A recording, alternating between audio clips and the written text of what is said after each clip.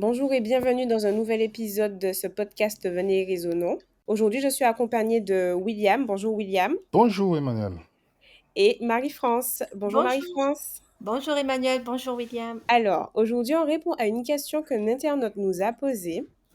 La question est la suivante. Comment choisir sa femme? Quels critères la Bible nous donne-t-elle pour discerner si la femme nous correspond avant le mariage? Est-ce qu'il faut chercher un appel commun, une compatibilité émotionnelle ou simplement attendre un signe du ciel? Donc, on va parler de caractère, de maturité spirituelle, de vision commune et surtout de ce que Dieu nous enseigne à travers sa parole pour bâtir une union solide. Alors, la première question que je vais vous poser, ce sera sur quoi un homme doit s'appuyer pour choisir sa femme? Est-ce que c'est la beauté? Est-ce que ce sont les sentiments amoureux qu'il ressent pour elle? Ou alors il doit se baser sur la raison? Merci Emmanuel pour cette question. Déjà, c'est un très bon sujet et je pense que ça peut profiter à d'autres personnes qui n'ont pas de personne, tout ça, qui peuvent les conseiller parce que malheureusement, dans le christianisme, il n'y a pas assez de choses concrètes. N'oublions pas déjà que Proverbe 18, verset 22 te dit, celui qui trouve une femme a trouvé le bonheur, c'est une faveur qu'il obtient de Dieu. Ça veut dire que dans le choix, je parle du croyant, de quelqu'un qui est soumis, parce qu'on peut être croyant, mais n'est pas soumis à la volonté de Dieu. Mhm. Donc, quelqu'un qui est soumis à la volonté de Dieu ne peut jamais faire un choix sans au préalable prier sérieusement sur cette question pour que Dieu le guide. Ça, c'est la première chose. C'est d'abord Dieu. Seigneur, je sais que c'est une grâce. J'aimerais obtenir cette grâce-là de toi. Alors, donne-moi la femme, pas celle que je veux, mais c'est que le plan que toi tu as pour ma vie, celle qui va m'aider à accomplir. Et si on tombe dans ces points-là, on voit déjà que le choix est beaucoup plus raisonné qu'émotionnel. Ok. Tu vois?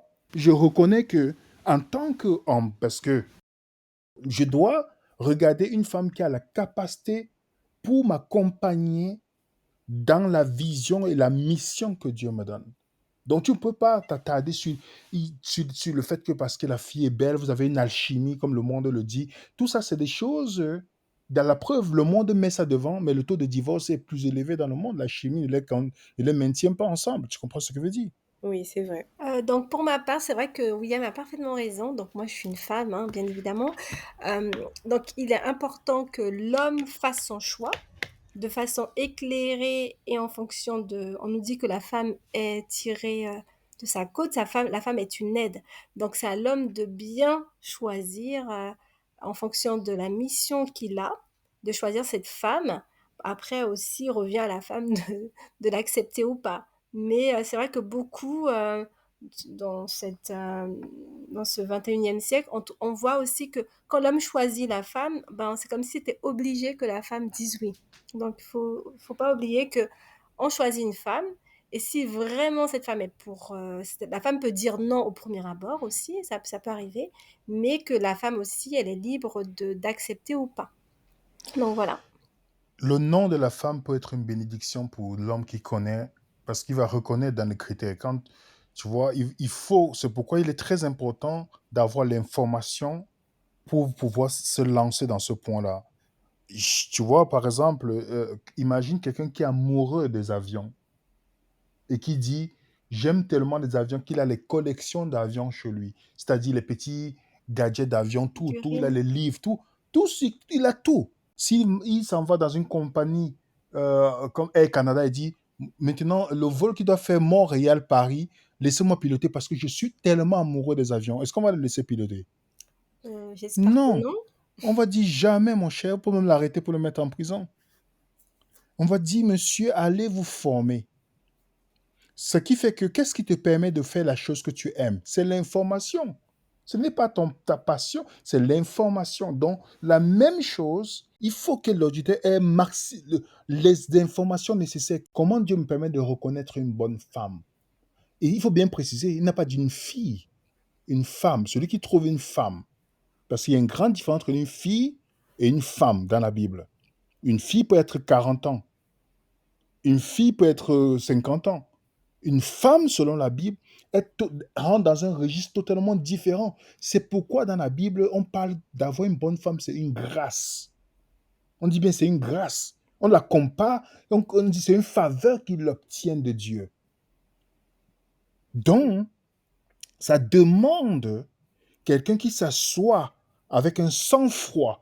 Parce que dans ton parcours en tant que chrétien, homme chrétien, tu peux voir une fille que tu as un grand sentiment envers elle, mais ce n'est pas nécessairement la femme que tu vas épouser. Tu peux voir une femme que vous avez une alchimie, ce n'est pas la femme que tu vas épouser. Si tu es soumis à Dieu, tu ne vas pas obéir à ce que tu ressens, puisque tu vas suivre les informations que Dieu te donne. Je ne dis pas que tu n'auras pas c'est-à-dire l'amour pour la femme que tu vas choisir, ou peut-être les sentiments, tout ça. Même si ce n'est pas pareil comme l'autre personne que tu as vue, tu as dit, celle-là, ça pourrait être, voilà, parce que j'ai tellement de sentiments pour elle, mais tu ne pourras pas te soumettre à ça parce que tu sais, tu as vu dans le comportement de l'autre qu'il y a les choses que tu ne pourras pas supporter. La prochaine question, du coup, pour enchaîner, quels sont les critères, en fait, que l'homme doit reconnaître, doit apprendre à reconnaître pour choisir sa femme? Alors, moi, je peux te dire, en tant que femme, hein, la Bible, hein, c'est vrai que on peut s'arrêter peut-être sur les critères physiques, c'est très bien, mais c'est pas là la première chose. Et pour reciter Proverbe 31 nous dit que qui peut trouver une femme vertueuse? Et on a les critères de la femme vertueuse. Qu'est-ce qu'une femme vertueuse? Et aussi, c'est très important aussi pour l'homme d'avoir une femme, parce que la Bible nous dit que ça doit être une femme soumise comme l'Église est soumise à Christ. Donc on voit que la soumission, le respect vis-à-vis du mari est quelque chose de très important. Donc il faut que cet homme puisse considérer comment cette femme, comment elle interagit avec sa famille, ses amis, comment elle est. Est-ce que c'est une personne qui va vraiment avoir ce respect de son mari et cette soumission, d'où l'intérêt de bien d'avoir comme conseiller Christ et Christ seul, le Saint-Esprit pour nous aider, parce que cette soumission, effectivement, elle peut pas se faire si j'ai un mari qui a des perversions ou des choses comme ça, effectivement. Donc, cette soumission, elle se fait quand on a quelqu'un, comme quand on a un homme qui est comme Christ. C'est ce que la Bible nous dit. Il dit bien comme Christ. Donc, on voit que ce critère est très important, cette soumission, ce respect de ce mari-là, de cet époux qui nous aura choisi et que nous aussi on aura choisi en retour. Oui, on peut aussi voir dans la vision de nos premiers parents, Adam et Ève, comment Dieu a créé Adam, il lui a donné sa mission, et puis il a dit, je vais lui faire une aide semblable. Donc ça veut dire que Adam connaissait déjà ce qu'il était appelé à faire, et l'aide, c'était par rapport à ce qu'ils devaient se mettre ensemble pour pouvoir avancer dans un plan que Dieu avait pour eux. Et dans ces caractéristiques, ce qui est fort intéressant quand tu regardes les points de la femme, Marie-France a parlé de Proverbe 31, aujourd'hui, les gens ne prennent pas le temps de tester la personne avec qui ils vont cheminer. Parce que tout le monde, tu peux voir une femme, les gens qui fréquentent les bâtiments religieux, parce qu'elle est dans la religion, que ça veut dire que ce n'est pas vrai. Déjà, ce n'est pas écrit quelque part que tu dois te marier avec quelqu'un qui a la même religion. La même religion ne veut rien dire. Quand on dit de ne pas se mettre sur le joug étranger, tu peux être dans la même religion, mais tu as le joug étranger dans la même religion. Donc, oui, d'où l'importance de l'homme de regarder certaines choses, de tester, de regarder quel est le passé de la femme.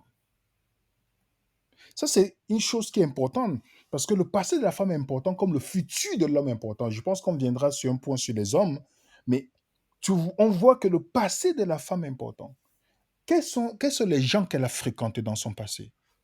S'il y a un certain nombre de personnes qu'elle a fréquentées jusqu'à avoir les rapports avec ces personnes, n'oublions pas que scientifiquement, une femme qui a plusieurs rapports avec plusieurs hommes a des difficultés à maintenir une relation stable. Ça, c'est scientifiquement prouvé. D'où, dans la Bible, la virginité était un point important. Aujourd'hui, on n'en parle pas parce que aujourd'hui, on est beaucoup plus, on vit dans un monde où on est laxi sur ce point-là. Le passé est important. Là, c'est l'autre, ça c'est un aspect. L'autre aspect dont Marie-France a évoqué, le respect. Il faut que en tant qu'homme, tu testes cette femme-là. Elle peut te dire que je t'aime, je suis amoureux, mais si elle ne te respecte pas, ça ne sert à rien. Tu n'iras nulle part avec elle. Il faut que tu arrives à un point de savoir que la Bible, dans Éphésiens chapitre 5, le verset 33, il dit bien, hommes, aimez vos femmes, femmes, respectez vos maris. Donc, quand tu ne testes pas, tu dois presser la personne comme le citron. Ça, c'est les tests que les gens doivent faire avant de se marier. Dans les moments difficiles, comment la femme te parle. Avant même que vous mariez, comment elle te parle, comment elle te traite. Si tu vois déjà qu'il y a du mépris, qu'elle te traite, elle est en train de parler partout, mon frère, même si tu l'aimes, laisse-la. Laisse les Roméo et Juliette là, ça c'est dans le film. Il faut être réaliste. Parce que le fait qu'elle ne te respecte pas là, elle ne te respectera jamais dans la relation.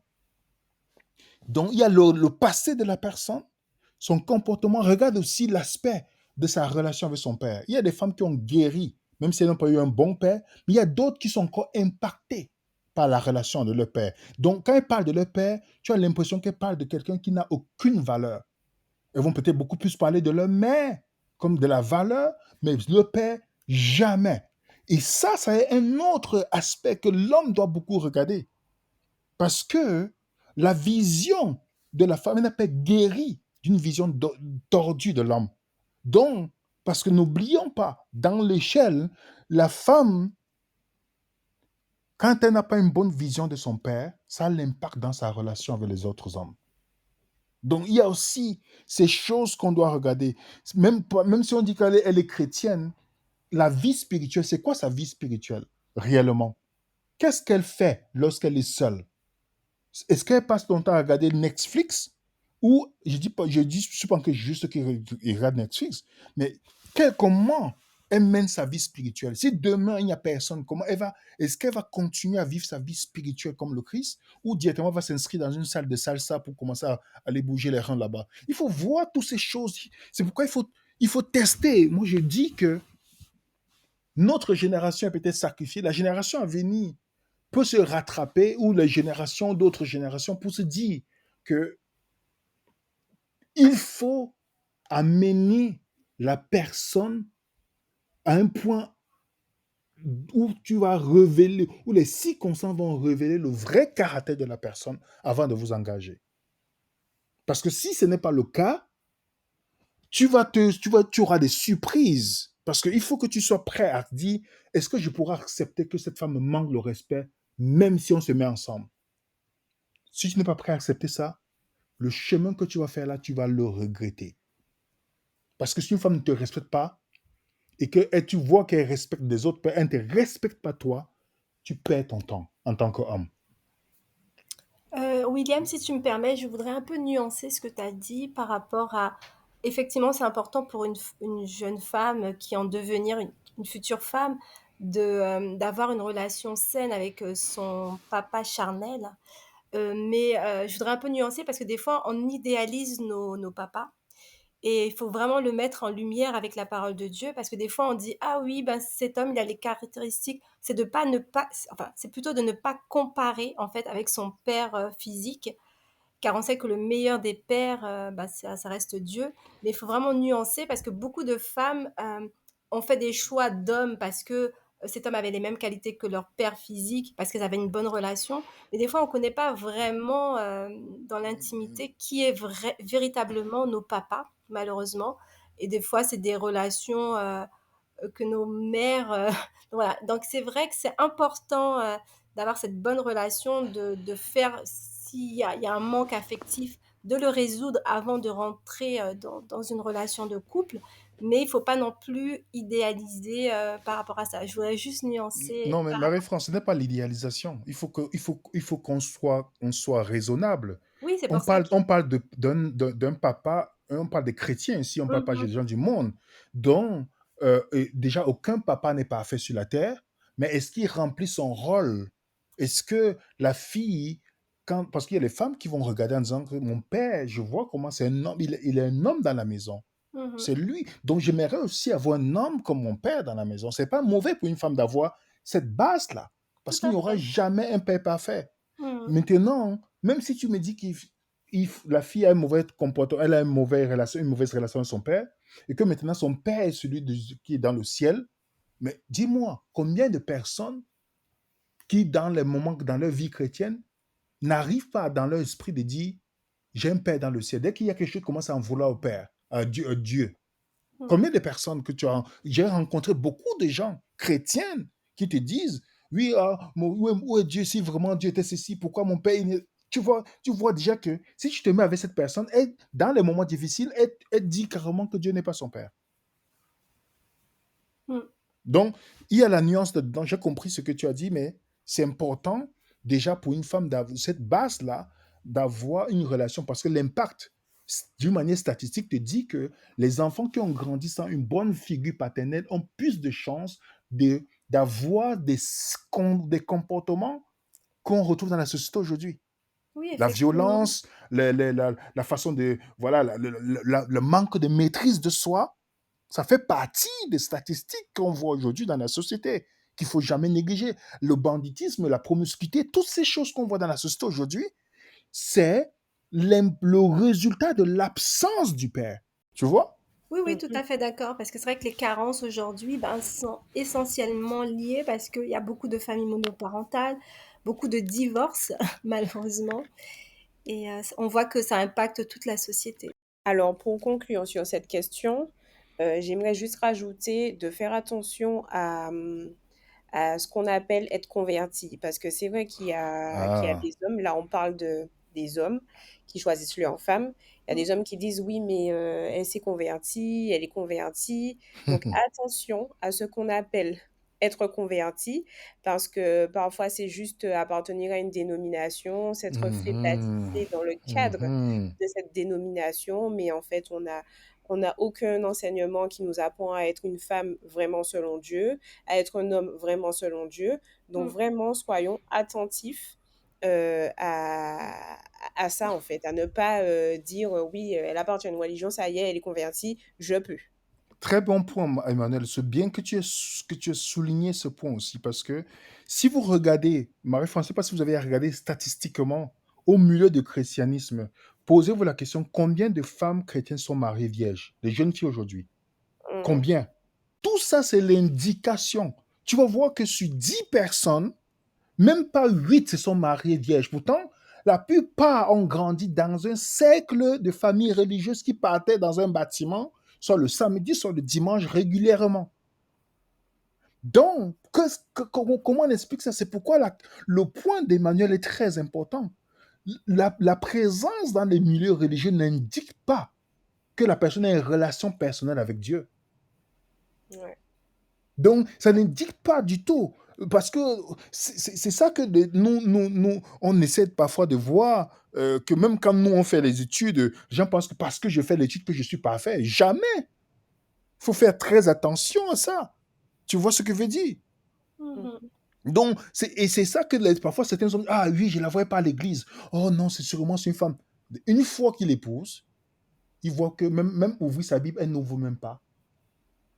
Et que vous avez les problèmes, elle n'arrive, vous n'avez même pas la capacité de résoudre les problèmes comme deux chrétiens. Mais plutôt, c'est l'intervention du monde qui agit dans vos problèmes. Ça, c'est déjà une indication que si tu ne peux pas, imagine, tu es marié, tu ne peux pas, il y a une offense. Ton mari a péché, ta femme a péché, il y a une offense. Vous n'arrivez pas à résoudre ça comme des chrétiens. Imagine, parfois c'est pire. Je ne dis pas que d'aller chercher ailleurs, mais c'est pire. Aujourd'hui, il est difficile de trouver des femmes chrétiennes. La grande majorité sont entrées dans un mariage qu'elles avaient à connaître les hommes, dont il ne faut pas tomber dans ce piège-là aussi. En tout cas, très bon point que tu as énuméré aussi, Emmanuel. Alors, je veux juste souligner le fait qu'on ne stigmatise pas les jeunes femmes qui ne sont plus vierges avant le mariage. Mm. On a tendance à idéaliser en fait les personnes qui sont dans les dénominations, qui appartiennent à une religion ou qui vont dans les bâtiments. Donc, c'est juste pour montrer qu'il n'y a pas d'idéalisme en fait à ce niveau et qu'il faut aller chercher et analyser la conversion vraiment à partir de ce que la Bible nous enseigne. Donc, on va passer à la prochaine question. Est-ce que l'homme doit tenir compte des conseils de son pasteur ou de son père pour pouvoir épouser une femme? Si c'est son père, il faut que ce soit quelqu'un de spirituel. Isaac, pour faire confiance à son père, il a vu la main de Dieu dans la vie de son père. Pour qu'il accepte d'aller, que son père l'amène sur la montagne de Morija pour le sacrifier, c'est qu'il a une confiance, une relation claire. Il a vu que son père était vraiment un homme. Parce qu'il y a beaucoup, on a parlé, il y a beaucoup de pères qui partent dans un bâtiment religieux, mais ce n'est pas des hommes chez eux. Ce n'est Mhm. pas des personnes, ils sont seulement là, ils ont même des fonctions, mais ils ne servent à rien comme père. Donc, si tu as un père comme Abraham, Abraham n'est pas parfait, on a vu l'imperfection de l'homme, mais on voit la main de Dieu dans la vie d'Abraham. Quand Isaac accepte que son père choisisse pour lui, c'est parce qu'il fait confiance à 100% que son père est inspiré. Maintenant, les pasteurs ne servent à rien parce que, comme je dis aux gens, ce n'est pas un problème contre les pasteurs. Ils ne servent à rien. Ton père, qui est ton géniteur, s'il est spirituel, peut servir à quelque chose dans ton choix. Même jusqu'à là, tu dois toujours prier pour te soumettre à la volonté divine. Un homme peut avoir plusieurs conseillers. Dans le Proverbe 11, verset 14, te dit, le salut est dans le plus grand nombre de conseillers. Pas des personnes religieuses, parce qu'ils ont une vision tordue de la réalité. Il faut avoir des personnes que tu sais qu'ils peuvent te dire la vérité d'une manière claire en disant, mon frère, ne fais pas ça, ce n'est pas la bonne personne, et te donne les raisons, pas leurs préférences. Et te donne les arguments. Donc, suivre les conseils des gens que tu vois aussi comme des personnes qui sont équilibrées, qui sont dans la vie active, qui ont une vision, que chaque fois que tu discutes avec eux, ils ont toujours eu des paroles de sagesse claires, nettes, bibliquement et équilibrées. Ça, tu peux te tourner vers ces personnes aussi. Tu vois? Mais à la dernière chose que tu dois toujours, malgré tous les conseils qu'on te donne, tu dois toujours aller soumettre aux pieds de Dieu. Seigneur, quelle est ta volonté? C'est ça. Alors oui, je confirme ce que William dit. Donc c'est très important en tant que futur époux de déjà connaître sa mission et de savoir à qui on va parler et d'avoir plusieurs personnes pour pouvoir demander des conseils, mais ce ne sont que des conseils. Le choix ultime nous revient à nous, entre nous et Dieu. Est-ce qu'on peut épouser une femme qui est divorcée? Est-ce qu'on peut poser une femme qui est divorcée maintenant? Si l'homme n'a pas d'enfant et que il est nouveau dans la vie, toutes ces choses, et que c'est une femme qui est divorcée, qui a déjà les enfants, c'est beaucoup plus compliqué. Il faut comprendre, est-ce que le divorce, est-ce que la personne a réellement divorcé aux yeux de Dieu ou le mari n'existe plus? Tu vois ce que je veux dire? Ça veut dire que elle n'est pas seulement divorcée comme ça dans son premier mariage, mais qu'il y a euh, le divorce selon la Bible. Ça veut dire que le mari n'est plus vivant. On est d'accord? Oui. Mhm. Alors, là, si si elle a les enfants, ça peut arriver que ça marche, hein. Ça peut arriver. On ne dit pas que ça ne marche pas, que c'est faux. Ça peut arriver. Il y a des cas comme ça qui peuvent arriver. Maintenant, ce n'est pas l'idéal pour un homme qui n'a pas d'enfant de se mettre avec une femme qui a des enfants. Parce que tout dépend de la femme. Si la femme que tu rencontres a vraiment une grande sagesse dans la vie, elle peut faire elle peut favoriser et rendre ça facile. Mais si c'est une femme seulement qui te choisit parce que tu es son plan B, parce que si elle n'était pas dans cette situation, est-ce qu'elle pourrait te choisir toi? C'est ça, les hommes parfois sont souvent trompés en disant que oui, oh la fille, elle me veut vraiment. Non, tu es son plan B, c'est qu'elle a tourné partout, elle a vu que il n'y a pas d'homme qui la veut. Toi, tu es le seul qui la veut. Donc tu es son plan B, elle se met avec toi, pas plan B.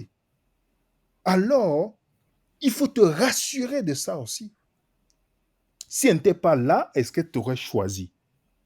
Si elle n'était pas dans cette situation où elle a les enfants, est-ce que toi, tu aurais choisi? La preuve, regarde ses choix passés pour voir si toi, elle pouvait te choisir.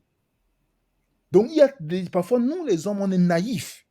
On se dit que parce qu'il a fait une fille avec nous, ça veut dire qu'elle nous a vraiment choisi. Si une femme t'a vraiment choisi et qu'elle avait déjà les enfants, tu verras que elle fera ce que la relation n'est pas. Parce que ça peut arriver que c'est un passé où c'était des erreurs. Une fois, on peut dire, ça peut arriver à nous tous, à chacun d'entre nous, que voilà, tu as divorcé. Une fois, on dit, ah, c'est une erreur de la vie. On est d'accord? Tout à fait. Maintenant, si c'est des choses répétitives, tu dois te poser la question, il n'y a pas d'erreur. Il y a sûrement tous ces gens ne peuvent pas être mauvais. Toi aussi, tu peux aussi porter la responsabilité. Le problème, c'est que tu vas rencontrer une femme qui a eu des relations dans le monde et que quand tu te demandes, elle dit toujours que c'est les autres qui sont mauvais. Elle n'a jamais dit, puis sa responsabilité pour dire, j'étais immature dans mes comportements. Ça, c'est aussi des aspects qu'il faut voir. Donc, c'est pourquoi je laisse le soin à la personne de vérifier toutes ces choses parce que il y a des problèmes quand tu tombes avec une femme qui a des enfants. Si tu imagine les enfants filles dans la maison et que vous avez un problème, elle dit peut-être que tu as fait les attouchements à la fille. Tu sais combien de personnes sont entre des problèmes aujourd'hui? Il y a des choses que tu dois tenir compte parce que ça peut être des relations où les familles reconstruites peuvent se... Si l'homme avait les enfants, elle avait les enfants, ça marchait parce que les deux personnes sont vraiment converties réellement dans leur étape dans la vie chrétienne et ça marchait d'une manière extraordinaire. Il y a comme d'autres que ça s'est empiré. Maintenant, l'aspect que tu as donné tout à l'heure, Emmanuel, la confession dedans peut faire la différence.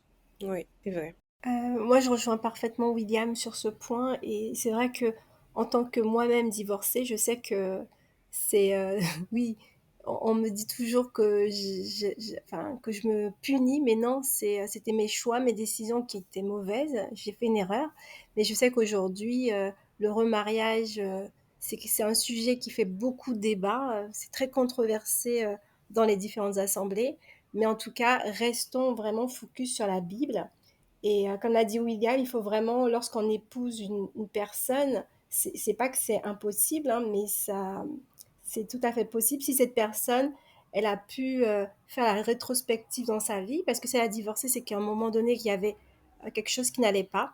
Et comme je dis toujours, dans une relation, il n'y a pas un qui a 100% tort et l'autre 100% raison. Donc il faut que la personne puisse pouvoir se remettre en question. Exactement, parce que j'ai eu un cas récemment, le gars, il me parlait, il me posait des questions, il me disait que la fille lui dit tout le temps que ses ex sont méchants, sont ceci, sont cela, mais il s'est rendu compte en fait, c'est elle le problème. Ouais. Tu vois qu'elle donne sa version, jamais une responsabilité. Donc quand tu vois, il y a quelqu'un te parler de son ex et en te disant, te donner le portrait de ces personnes. Parfois, il y a d'autres comme ça qui ont fait, elles aiment encore leur ex. La preuve, quand ça ne marche pas, tu les vois encore du demain retourner avec leur ex. Elles aiment encore leur ex. Quelques temps plus tard, il m'a dit, tu avais raison. Je dis que voilà, quand la personne vient en te disant, tu sais, oui, on se parle là, j'ai eu un passé. C'est pourquoi j'ai dit, regardez le passé de cette fille. Et finalement, il s'est rendu compte, déjà, la promiscuité très tôt, pourtant, elle a grandi dans un bâtiment religieux. Toutes les personnes qu'elle a rencontrées, et chaque fois qu'elle parlait de ces personnes, c'était eux les pires. Rien que le fait, le temps qu'ils ont eu dans la relation, de se parler, pour les 2 mois qu'ils sont parlés, il a eu plus de problèmes.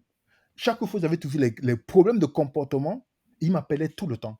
Il me dit, tu vois, il y a encore un problème qui est arrivé. Elle ne sait pas comment me parler. Tout ça, je lui dis à un moment donné, moi, je ne veux pas prendre la décision à ta place. Prie, tu laisses Dieu, tu verras que la personne elle-même partira de ta vie. Et C'est clair. directement, les circonstances sont passées. Lui m'a appelé, m'a dit exactement. Pas que je suis prophète, non. La chose s'est passée. Il dit que tu vas voir que essayer de permettre les choses, à un moment donné, il faut que tu ne fasses aucun effort. Tu laisses, tu pries. Tu dis, Seigneur, je n'ai pas envie de forcer quelque chose. Si elle est pour moi, et elle sera obligée de changer certains comportements. Elle sera obligée d'aller vers toi pour prier pour qu'un comportement change dans sa vie, pour qu'on puisse bien dialoguer. Si elle n'est pas pour moi, elle partira. Elle est partie. Et c'est ça, c'est pourquoi il dit toujours, même si on a un choix, il faut toujours se soumettre à la volonté de Dieu. Et ça, c'est le point le plus difficile pour nous. Parce que que Salomon, on a Salomon par exemple, on a Samson qui avait dit, mes yeux, Seigneur, oui, mes yeux, je l'aime beaucoup. Ses yeux, c'est pourquoi pour qu'il soit sauvé, ses yeux étaient obligés d'être percés. Parce que c'est ses yeux qui l'ont induit en erreur. Mhm. Ça, c'est notre gros problème. Si tu es naïf et que tu ne vois pas toutes ces choses, tu ne testes pas la personne, vois comment elle gère les conflits. Je lui dis, vas-y, presse-la comme du citron. C'est-à-dire, pousse-la dans ses retranchements, vois comment elle agit. Lui, il a vu que non, je ne pourrais pas partir plus loin. Et ça, c'est un problème que les gens ignorent, que rien que la façon que vous gérez vos conflits indique beaucoup le futur de votre relation. Tout à fait. Et parfois, les gens, c'est pas parce que la fille était mauvaise, non. Elle a des blessures qu'elle n'arrive pas à s'asseoir pour gérer. Mhm. Elle a des blessures suite à son passé. Elle ne s'est jamais remise en question parce que la victimisation dans la société aujourd'hui, c'est ce que la société nous prône. Ça veut dire qu'on ne prend le temps de dire aussi que, hey, ok, d'accord, oui, je suis victime, mais j'ai fait des choix. Maintenant, il faut que je guérisse. Tu vois? Et Mhm. si elle n'a pas pris le temps de guérir, elle ne pourra pas aller au-delà du potentiel que Dieu a investi en elle. Donc, elle ne pourra pas être une bénédiction pour le gars. Et c'est ce que je lui ai dit. Que regarde le passé, c'est une accumulation de blessures. Donc, précisément, peut-être un jour, elle prendra compte, elle se rendra compte. Et je voulais terminer un dernier aspect, si tu me permets, Emmanuel. Oui. C'est l'aspect que ce que j'ai remarqué dans la Bible, où est-ce que Moïse a trouvé sa femme? Auprès du puits. Où Mhm. est-ce que Jacob a trouvé sa femme? Auprès du puits. Où est-ce que Boaz a trouvé sa femme? Dans le champ. Mm. Tout ça, c'est les indications pour que nous, spirituellement, qu'est-ce qu'on comprend? C'est quoi l'eau de vie? Le puits. Jésus a trouvé la femme samaritaine sur le puits, au niveau du puits. Tu vois ce que je dis? Mhm. Oui, oui, oui. Pourquoi est-ce que ces symboles sont toujours répétés dans la Bible? Ça veut dire que tu ne peux pas trouver cette femme-là en dehors du champ missionnaire de Dieu. Mhm. Donc, si elle n'est pas déjà active dans la cause de Dieu, ça veut dire que dans son cœur, elle veut faire avancer le royaume de Dieu. Tu perds ton temps aussi. Parce que si elle n'a pas ça déjà à cœur, avant que tu la trouves, vos choix ne seront jamais dictés par rapport au royaume des cieux. Ça sera dicté par rapport à vos envies humaines. Oui, c'est vrai. On entend souvent en fait parler de signes de confirmation divine. Est-ce que on peut dire que on peut attendre un signe de Dieu, un ou plusieurs signes de Dieu pour pouvoir savoir que c'est la bonne femme? Les signes, pour avoir un signe, parfois les signes peuvent nous tromper. Hein. Tu Exact. sais, Satan répond aux prières aussi. Hein. Oui, c'est ça. Tu vas prier que Dieu montre, comme quelqu'un m'avait dit, j'ai prié que ce jour-là, il y a le soleil, alors ça m'a confirmé que c'était la fille pour moi, et ils ont divorcé. Hein. C'était au Canada. Et aujourd'hui, ils sont divorcés. Pourtant, il a dit que c'est Dieu qui lui a montré le signe. Donc, tous ces signes-là, je pense que Dieu nous a donné le cerveau pour pouvoir avoir l'information nécessaire et de se tourner pour qu'il puisse nous guider. Et moi, en tout cas, ceux qui croient à des signes, je les laisse croire. N'oubliez pas qu'aujourd'hui, on a la parole de Dieu. En se tournant vers la parole de Dieu, en demandant la sagesse, et on peut être guidé facilement pour la compréhension de beaucoup de choses. Tout à fait. Moi, je dirais plutôt que les signes qui nous disent de ne pas y aller, qui nous disent danger, danger, on les met de côté, bien au contraire, et on cherche tout pour aller dans la volonté, notre propre volonté, bien au contraire. On voit tous les signes qui nous disent non, il y a quelque chose qui va pas, qui nous alerte, et en fait, on les met de côté, on les couvre, et on laisse parler ses sentiments et on laisse parler d'autres choses, la chair, le corps, que de raisonner avec notre cerveau ou d'aller vraiment dans la parole de Dieu. Exactement, parce que sur l'instant, en fait, ça nous arrange pas. Voilà, ça va à l'encontre de ce qu'on a envie sur l'instant. Mais c'est Mhm. vrai il faut vraiment faire confiance à Dieu. Et d'ailleurs, mon conseil serait pour conclure ce podcast, de vraiment d'abord se focaliser sur sa relation avec Dieu, vraiment construire quelque chose de solide avec Dieu. Mhm. Parce que pour pouvoir choisir la personne qui va nous accompagner, il faut pouvoir avoir de la sagesse, de l'humilité, de la lucidité, des connaissances bibliques, et pouvoir aussi faire une confiance aveugle en Dieu pour pouvoir lâcher prise et accepter tout ce qu'il va mettre devant nous pour qu'on puisse comprendre si oui ou non c'est la bonne personne. Tout à fait. Voilà. Alors, je vais faire un petit rappel des versets qu'on a évoqués.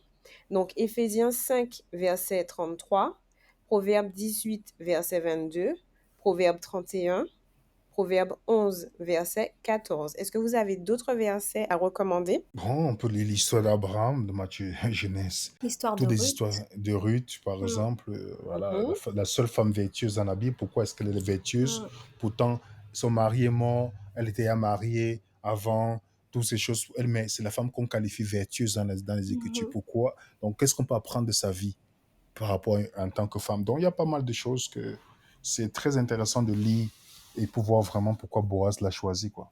D'accord. Est-ce que vous auriez, un mot d'encouragement pour les hommes qui sont justement, en ce moment en train de se poser la question?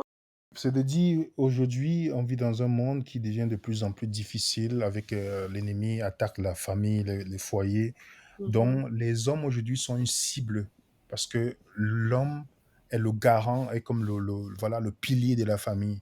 Donc, pour détruire les familles, il faut cibler, la cible, c'est les hommes.